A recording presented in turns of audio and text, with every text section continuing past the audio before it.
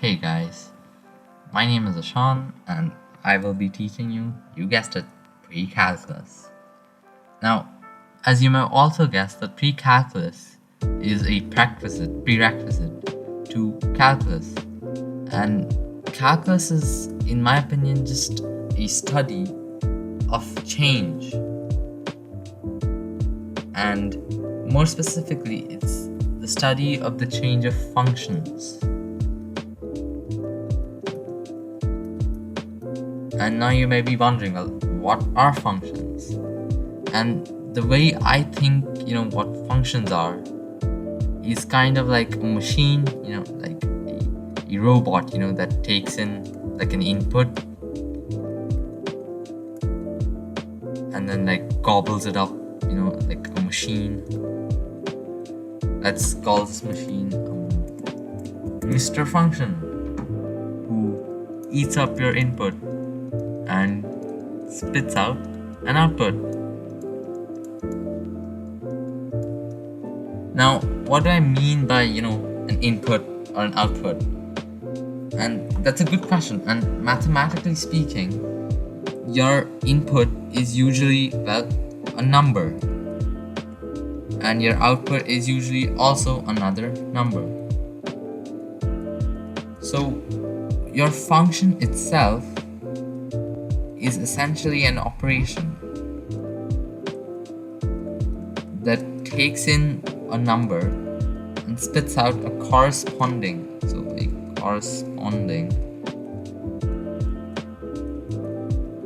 number for each number. Well, what do I mean by that?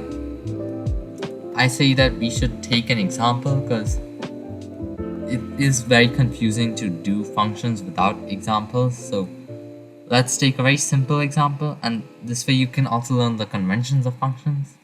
So let's take a function, fx as 7x, say. Now, what is your f and what is this x? So f is essentially the name of your function. It could be anything, it could be Arnold x or something. It could be, say, any name. Though in mathematics, what we tend to agree on, or is a convention essentially, is that we always take specific letters as function names. So your functions will always be something like f of x or g of x or sometimes even h of x. And what is this x? Well, x is the name you give to your input. So it doesn't have to be x, for example. It could be f of, say, a, which gives you 7a. That's exactly the same as this function. It doesn't even have to be called f. And this other part, on the right hand side of your equation, just an equal sign, is called your output.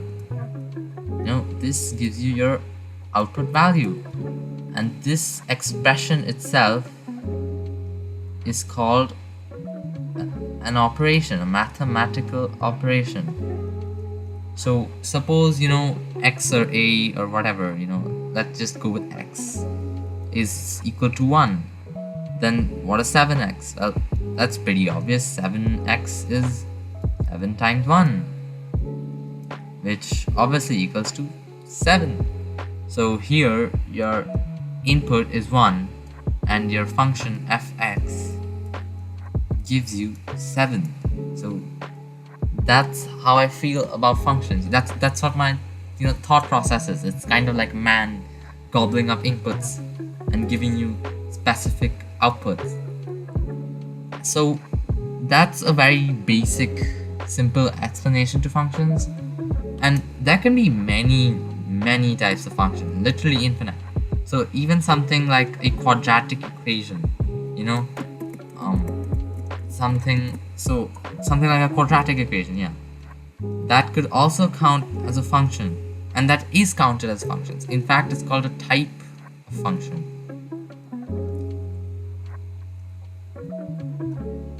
And the equation we saw before, as you have seen, that's a type of linear equation, right? Since it's 7x, it has no power. X doesn't have any power. I mean, has a power 1, but it that's also a type of function. Sorry, not tube. A function.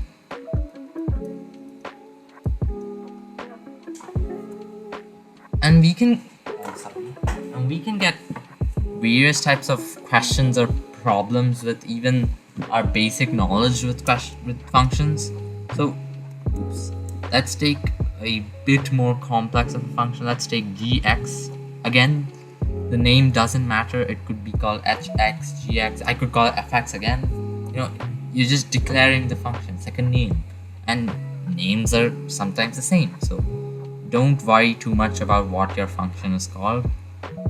Let's say gx is x squared minus 5, and they may say calculate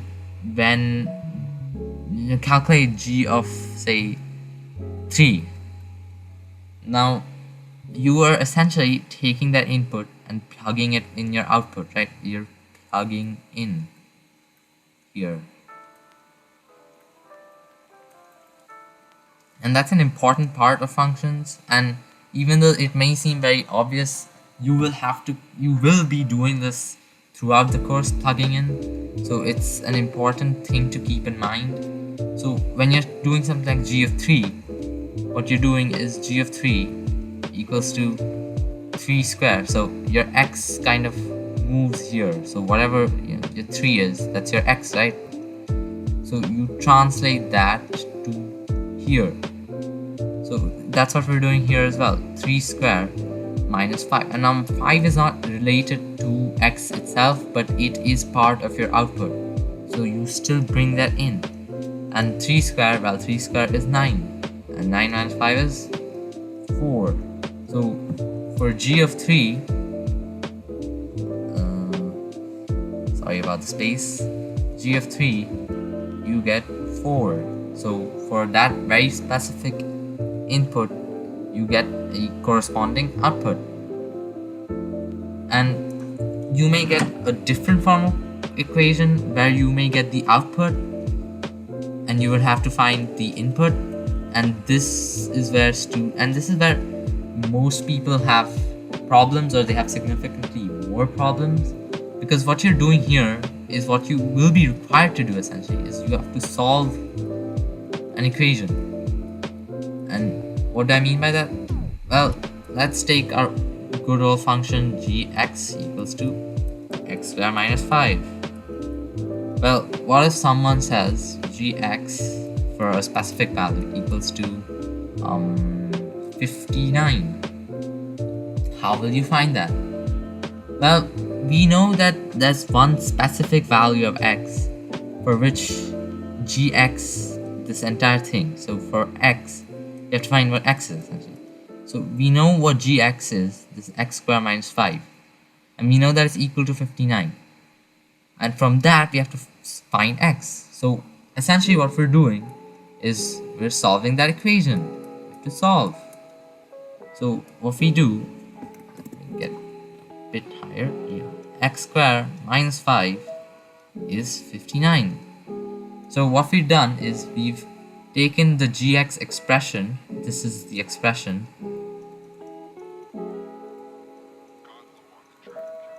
and this is the value for that expression, right?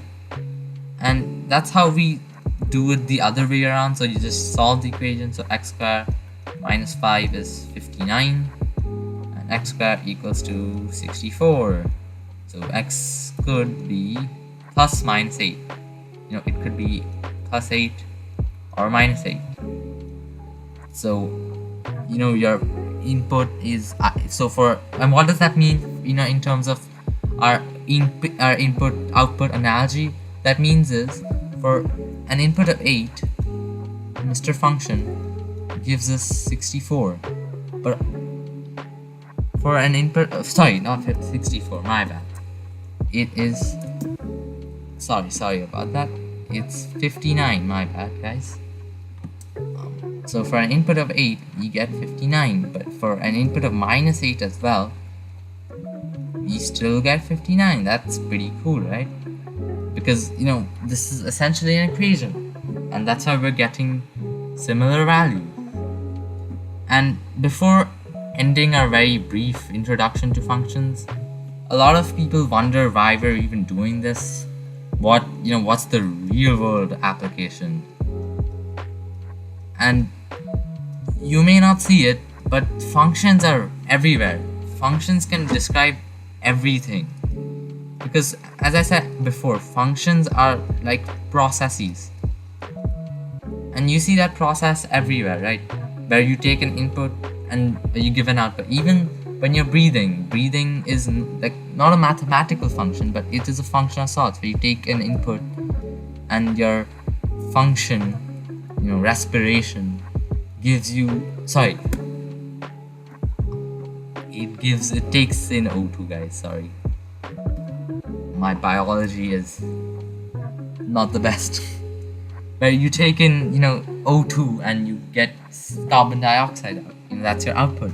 So even something like respiration can be described as a function, not mathematically, of course, but it essentially is a function. And the power of mathematics is that it's everywhere. So my favorite example of functions is rockets. So we see, whenever we see like on the TV or something, a rocket launch, we see the streak. And the streak, you don't need to know its particular values or anything, but it's called a parabola. And you don't need to know why makes that shape or anything, but what you do need to know is that this can be easily described by a function, and it's the shape a very popular function takes, a quadratic equation. And this is what we're gonna do next class. We're gonna learn how things like quadratic equations are graphed. And that's about it for today, guys. Thank you. Bye bye.